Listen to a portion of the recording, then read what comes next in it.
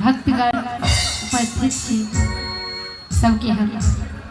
सीता कुमारी प्रणाम करै छी। और सबसे पहले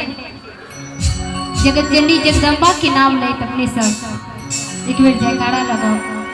प्रेम से बाजू मां शीरा वाली की साची दरबार की।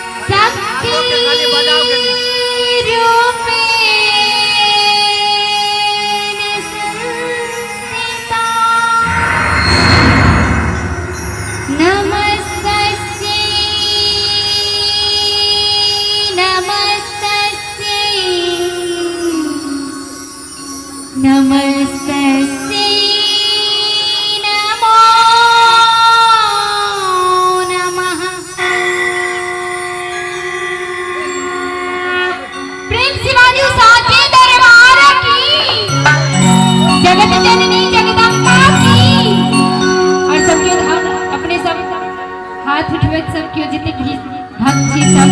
और मिठू थपड़ी के साथ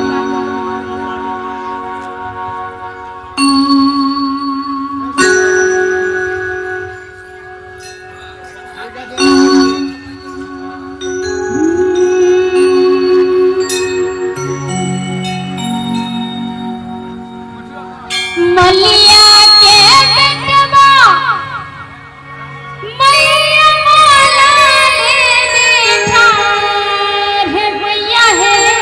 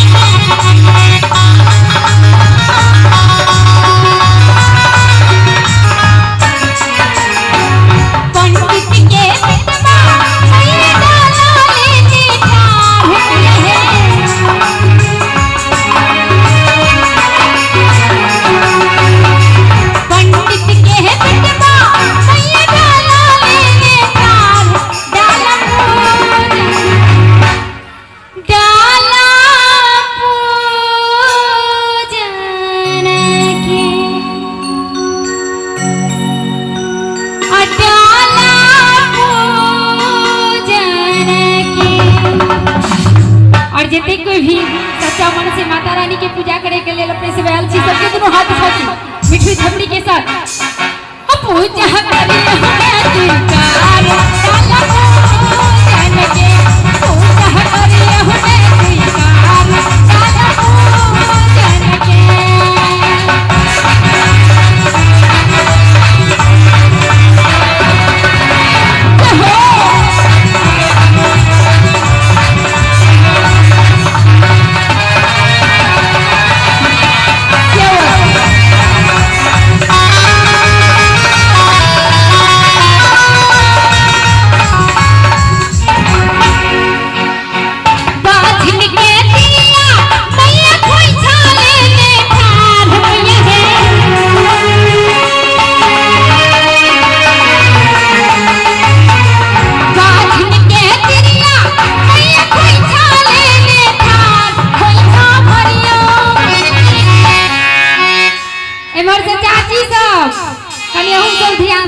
दोनों हाथ उठा के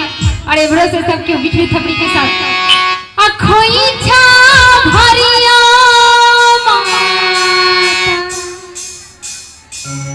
खोई छा भरिया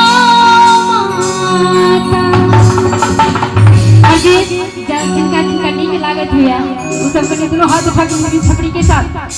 मैया है दिया हो तोरा लाल खोई छा भरिया माता मैया है दिया हो तोरा लाल खोई छा भरिया माता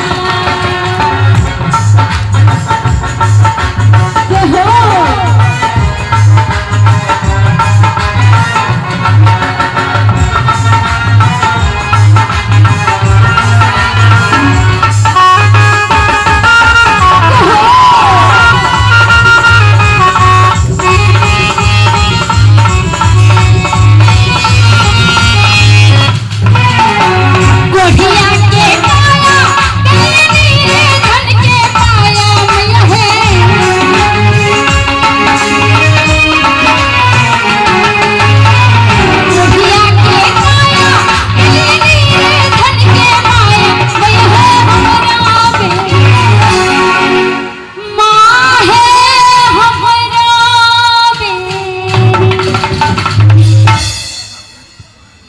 जिनका जिनका माता रानी से कल्पना मन में सबके दोनों हाथ उठा के कनी और माता रानी के खुश करवा के लिए जिस भक्त एल छी सबके दोनों हाथ उठा के क्या तो सामने में अपना सबके माता रानी सच छथी सबके दोनों हाथ उठा के बिछड़ी थपड़ी के साथ और इमहर सबके सब खड़ी कनी जो सीख रहल छी सब क्यों दोनों हाथ उठा के कनी प्रेम से बाजू मां शीला रानी की अब मैया है हमारा माँ है सबके बेरिया मैया है अकेले है वाला काम मैया है हमारा बेरिया माँ है अकेले है वाला काम मैया है हमारा बेरिया मलिया पे है बिटवा मैया वाला लेने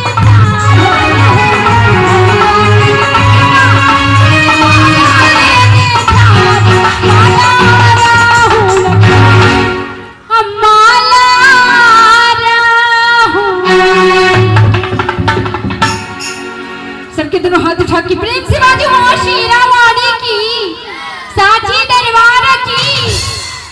मैया है